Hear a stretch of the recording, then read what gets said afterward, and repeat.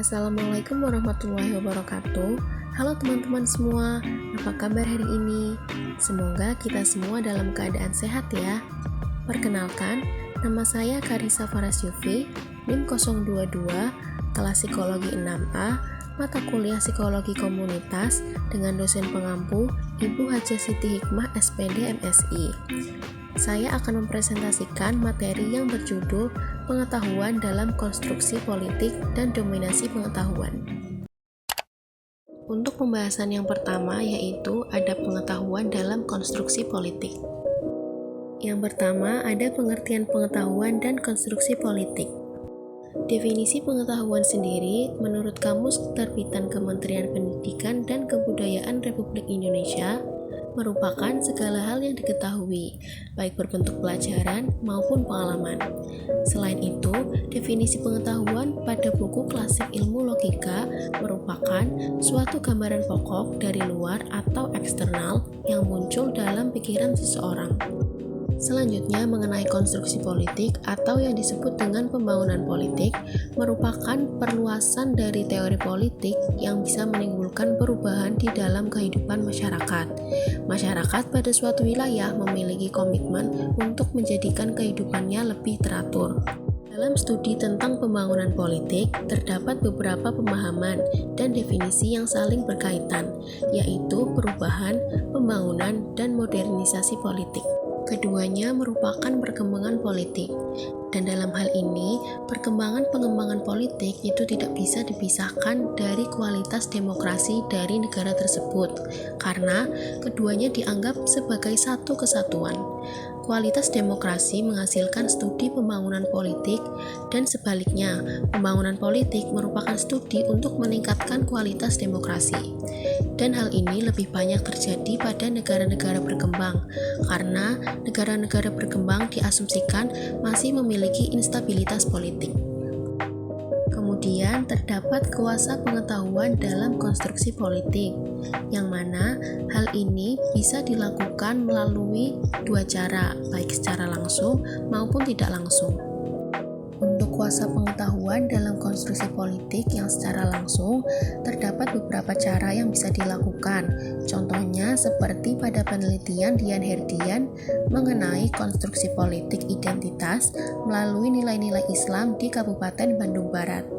Pada penelitian tersebut bersifat persuasif untuk menunjukkan kebaikan dari calon kepala desa pada masyarakat sekitar, dan hal tersebut dilakukan melalui tiga cara. Yang pertama, dengan mengkonstruksikan melalui latar belakang keturunan dan identitas diri. Misalnya, merupakan anak dari tokoh Islam yang berpengaruh pada lingkungan desanya. Yang kedua, dengan mengkonstruksikan melalui simbol-simbol pribadi. Hal ini bisa melalui pakaian yang secara Islam, contohnya laki-laki menggunakan peci atau perempuan yang berkerudung. Dan yang ketiga, bisa mengkonstruksikan melalui aktivitas secara langsung yang berhubungan dengan Islam. Contohnya dengan menghadiri atau membuat acara pengajian dan syukuran. Nah, di sini konstruksi politik identitasnya kan melalui nilai-nilai Islam. Jadi, cara-cara tersebut itu diyakini bisa bermanfaat dalam membentuk identitas politik sebagai calon pemimpin religius yang memberikan citra positif. Kemudian untuk konstruksi politik secara tidak langsung bisa dilakukan melalui media massa. Contohnya seperti pada pemilu, terdapat media-media TV yang biasanya menunjukkan keberpihakannya terhadap salah satu paslon atau menyorot salah satu isu pemilu. Seperti pada penelitian yang dilakukan oleh Putri tahun 2020 di stasiun TV, Metro TV, dan TV One, di mana pada penelitian tersebut terungkap bahwa Metro TV memberitakan pada khalayak berupa citra positif mengenai isu Pilpres 2019 pada salah satu paslon. Sedangkan untuk TV One lebih memberikan berita mengenai sindiran terhadap isu-isu yang ada pada Pilpres 2019. Nah, kedua stasiun tersebut memiliki framing masing-masing untuk mengkonstruksikan berita politik pada ajang pemilu tersebut. Selain itu, pembangunan politik juga memiliki beberapa konsep. Menurut Huntington dan Dominguez, pembangunan politik terdiri dari 4 konsep. Yang pertama, konsep geografis, yang kedua derivatif, kemudian yang ketiga teologis, dan yang keempat fungsional. Yang pertama ada konsep geografis. Pada negara-negara berkembang, terjadi perubahan politik dengan menggunakan metode dan konsep dari yang pernah digunakan oleh negara-negara maju sebelumnya. Contohnya, secara geografis, negara di benua Eropa itu konsepnya dijadikan sebagai dasar perubahan politik oleh negara-negara berkembang dan yang baru merdeka, seperti mengenai sosialisasi politiknya, komunikasi politiknya, rekrutmen politiknya, dan lain-lain. Yang kedua ada konsep derivatif, yaitu pembangunan politik menjadi aspek dan konsekuensi politik dari proses perubahan secara menyeluruh, seperti contohnya modernisasi, di mana dalam modernisasi ini membawa konsekuensi pada perkembangan ekonomi, urbanisasi, peningkatan pendidikan, media massa, dan aspek-aspek yang lain terutama dalam hal ekonomi. Yang ketiga ada konsep teologis. Konsep ini menjadi proses perubahan pada beberapa tujuan dari sistem politik. Nah, contoh dari tujuan-tujuan tersebut yaitu mengenai stabilitas politik, demokrasi, partisipasi, mobilisasi, atau yang lain. Yang keempat ada konsep fungsional. Nah, di konsep ini didefinisikan sebagai sebuah gerakan perubahan ke arah sistem politik yang ideal dan ingin dikembangkan oleh suatu negara. Contohnya, jika suatu negara ingin merubah dan mengembangkan sistem politiknya, misal dari sistem otoriter ke sistem demokrasi konstitusional. Kemudian selanjutnya pembahasan yang kedua ada dominasi pengetahuan. Yang pertama ada pengertian dominasi pengetahuan. Pengertian dominasi sendiri menurut Kamus Besar Bahasa Indonesia merupakan penguasaan dari pihak yang lebih kuat terhadap pihak yang lebih lemah dalam berbagai bidang seperti politik, ekonomi, olahraga, dan lain-lain. Pihak yang mendominasi biasanya memiliki kuasa atau wewenang lebih yang membuat mereka dapat terlihat unggul di suatu aspek atau bidang yang mereka kuasai dan yang mereka dominasikan.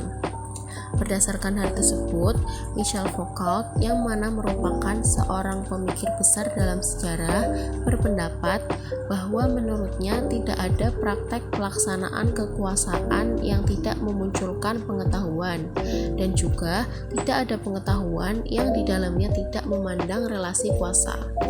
Maka dari itu, menurut Foucault, keduanya berkesinambungan. Selanjutnya sejarah dominasi pengetahuan. Sudah sejak zaman Yunani dan Romawi kuno terdapat dominasi atas pengetahuan. Pada masa itu, filsafat Yunani memiliki perkembangan ilmu yang sangat pesat, dan dominasi mereka diperkuat lagi dengan banyaknya ilmuwan terkemuka yang bermunculan, seperti Aristoteles, Socrates, Plato, dan lain-lain. Kemudian pada periode Islam sekitar 650 Masehi, Islam mulai menguasai pengetahuan. Pada saat itulah, di wilayah timur terutama daerah kekuasaan Islam, terjadi perkembangan ilmu pengetahuan yang sangat besar. Dan pada saat itu pula, Eropa dan Barat sedang mengalami kemunduran atau kegelapan yang disebut dengan Dark Age.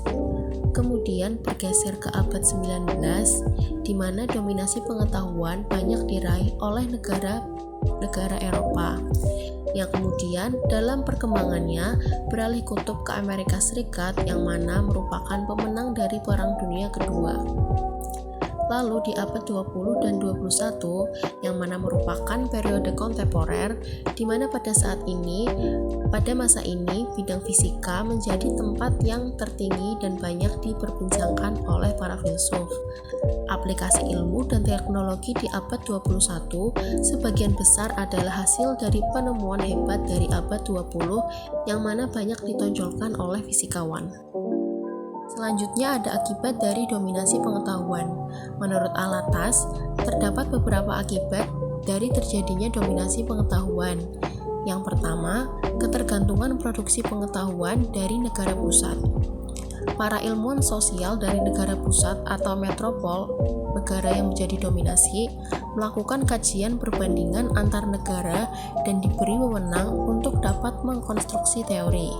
Sedangkan ilmuwan sosial pinggiran atau periphery hanya cenderung melakukan penelitian empiris dengan subjek kajian masyarakatnya sendiri. Hal ini menimbulkan kurangnya kontribusi terhadap teori, yang mana akhirnya menjadi ketergantungan pada produksi pengetahuan dari negara pusat. Yang kedua, muncul klaim universalitas dari teori-teori pusat. Dari relasi yang tidak seimbang tadi, juga menimbulkan klaim universalitas pada teori yang berasal dari ilmuwan sosial pusat. Meski teori tersebut muncul dari pengalaman negara pusat dengan konteks dan karakteristik tertentu saja. Contohnya, dari penelitian Coleman tentang perilaku rasional dari pedagang di salah satu negara bagian Amerika Utara, yang mana kemudian teori tersebut menjadi berlaku secara universal dengan nama Rational Choice Theory. Universalitas teori tersebut membuat negara pinggiran hanya dijadikan sebagai tempat penelitian tanpa diperhatikan konteks khas dari negara tersebut. Dan sebaliknya, teori dari negara pusat lebih dipaksakan sebagai alat analisis meski berpeluang cukup tinggi juga untuk lost in context atau keluar dari konteks. Selanjutnya ada captive mind atau benak yang terbelenggu. Konsep ini hampir seutuhnya dilatih dengan ilmu sosial barat, yaitu melalui membaca atau dididik oleh ilmuwan sosial barat. Penerapan teori-teori ekstrim dari pusat serta teknik-teknik penelitian tanpa dilakukannya adaptasi berdasarkan konteks menjadi salah satu gejala adanya captive mind. Dalam arena akademis, ilmuwan sosial dikatakan memerlukan pengetahuan pusat demi mempertahankan harga diri, terutama dalam ranah akademis. Benak yang terbelenggu tersebut membuat ilmuwan sosial pinggiran akhirnya menjadi kurang akan kreativitas, originalitas, serta merasa terasing dengan permasalahan krusial bangsanya sendiri. Sekian presentasi dari saya, semoga dapat memberikan manfaat, dan mohon maaf jika banyak kesalahan dan kekurangan. Terima kasih. Akhirul kalam, wassalamualaikum warahmatullahi wabarakatuh.